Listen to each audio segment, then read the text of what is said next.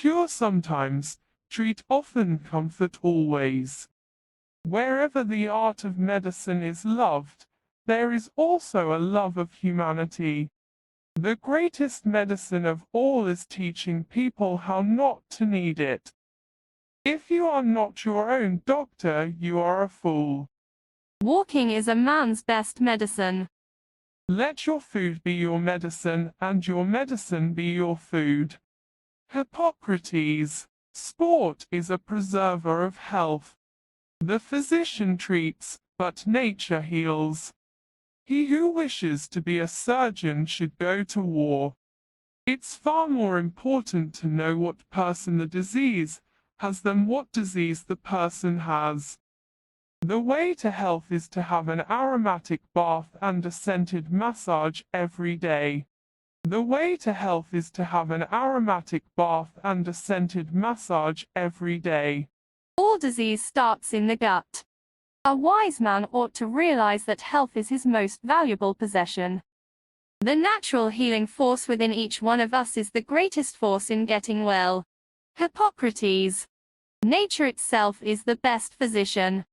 Make a habit of two things to help, or at least to do no harm. War is the only proper school of the surgeon. Divine is the task to relieve pain. If someone wishes for good health, one must first ask oneself if he is ready to do away with the reasons for his illness. Only then is it possible to help him. Our food should be our medicine, and our medicine should be our food. Anyone wishing to study medicine must master the art of massage. Illnesses do not come upon us out of the blue. They are developed from small daily sins against nature. When enough sins have accumulated, illnesses will suddenly appear. Natural forces within us are the true healers of disease. Hippocrates. Leave your drugs in the chemist's pot if you can heal the patient with food. Hippocrates. When in sickness, look to the spine first. Hippocrates. The wise man should consider that health is the greatest of human blessings. Let food be your medicine. Whenever a doctor cannot do good, he must be kept from doing harm. Men ought to know that from the brain and from the brain only arise our pleasures, joy, laughter and jests, as well as our sorrows, pains, griefs and tears. Science is the father of knowledge, but opinion breeds ignorance. Foolish the doctor who despises the knowledge acquired by the ancients. Before you heal someone, ask him if he's willing to give up the things that make him sick. To do nothing is sometimes a good remedy. Just as food causes chronic disease, it can be the most powerful cure.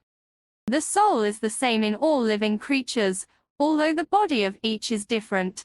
If we could give every individual the right amount of nourishment and exercise, not too little and not too much, we would have found the safest way to health. Men think epilepsy divine merely because they do not understand it. We will one day understand what causes it, and then cease to call it divine. And so it is with everything in the universe. Life is short, art long, opportunity fleeting, experiment uncertain and judgment difficult. Everything in excess is opposed to nature. He who does not understand astrology is not a doctor, but a fool. There are in fact two things, science and opinion. The former begets knowledge, the latter ignorance. Health is the greatest of human blessings. A physician without a knowledge of astrology has no right to call himself a physician. Life is short, and the art long, the occasion fleeting, experience fallacious and judgment difficult. The physician must not only be prepared to do what is right himself, but also to make the patient, the attendants and externals cooperate. Developing health must rank even above that of restoring it, when it is impaired. Even when all is known, the care of a man is not yet complete, because eating alone will not keep a man well, he must also take exercise. For food and exercise, while possessing opposite qualities, yet work together to produce health. Many admire, few know. Some patients, though conscious that their condition is perilous, recover their health simply through their contentment with the goodness of the physician. The life so short, the craft so long to learn. Those diseases which medicines do not cure I accuse, those which iron cannot cure fire accuse, and those which fire cannot cure, are to be reckoned wholly incurable. Rest as soon as there is pain. For extreme diseases, extreme methods of cure as to restriction are most suitable. That which is used develops.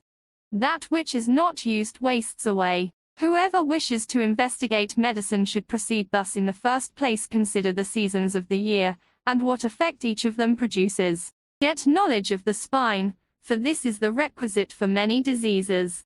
Wine is an appropriate article for mankind, both for the healthy body and for the ailing man. Silence is not only never thirsty, but also never brings pain or sorrow. Sleep and watchfulness, both of them when a moderate, constitute disease. It's more important to know what sort of person has a disease than to know what sort of disease a person has. Extreme remedies are very appropriate for extreme diseases. There are in effect two things: to know and to believe. One knows to know is science, to believe one knows is ignorance. Each of the substances of a man's diet acts upon his body and changes it in some way, and upon these changes his whole life depends. The patient must combat the disease along with the physician. The human soul develops up to the time of death. In all abundance there is lack. An insolent reply from a polite person is a bad sign. Time is that wherein there is opportunity, and opportunity is that wherein there is no great time. The chief virtue that language can have is clearness, and nothing detracts from it so much as the use of unfamiliar words. Prayer indeed is good, but while calling on the gods a man should himself lend a hand. Primum non nocere. Medicine is of all the arts the most noble, but owing to the ignorance of those who practice it, and of those who inconsiderately form a judgment of them, it is at present behind all the arts. What I may see or hear in the course of the treatment, or even outside of the treatment, in regard to the life of men, which on no account one must spread abroad, I will keep to myself, holding such things shameful to be spoken about.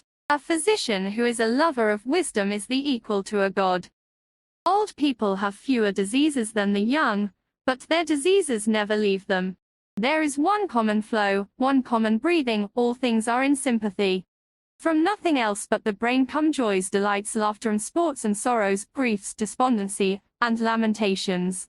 And he will manage the cure best, who has foreseen what is to happen from the present state of matters.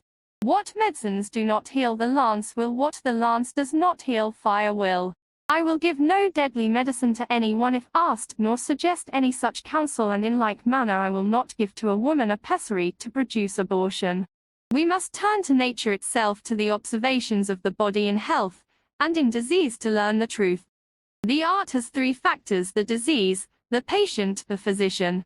The physician is the servant of the art. The patient must cooperate with the physician in combating the disease. Eunuchs do not take the gout nor become bald. The forms of diseases are many, and the healing of them is manifold. Physicians are many in title, but very few in reality. The dignity of a physician requires that he should look healthy and as plump as nature intended him to be. For the common crowd consider those who are not of this excellent bodily condition to be unable to take care of themselves. Of several remedies, the physician should choose the least sensational.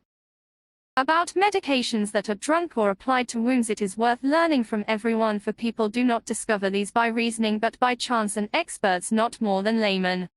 Whoever is to acquire a competent knowledge of medicine ought to be possessed of the following advantages: a natural disposition, instructional, a favorable place for the study, early tuition, love of labor, leisure.